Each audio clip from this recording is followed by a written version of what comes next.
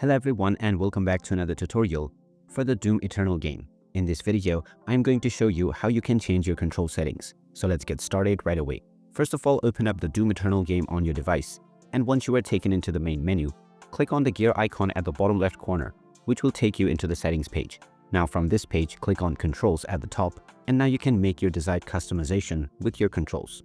If you're using a mouse and keyboard, then you can go into the Customize Slayer as well as Demon Bindings to change your controls. Now just click on whichever control you wish to change the key of, and when prompted, press the new key that you want to set.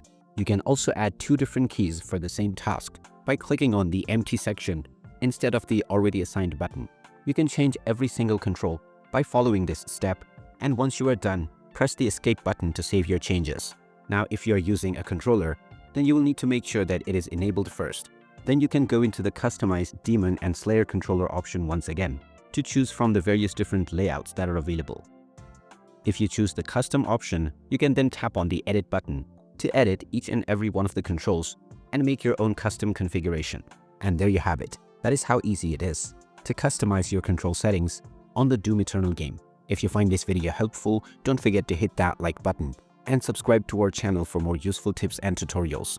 Thanks for watching, and I'll see you again in the next one.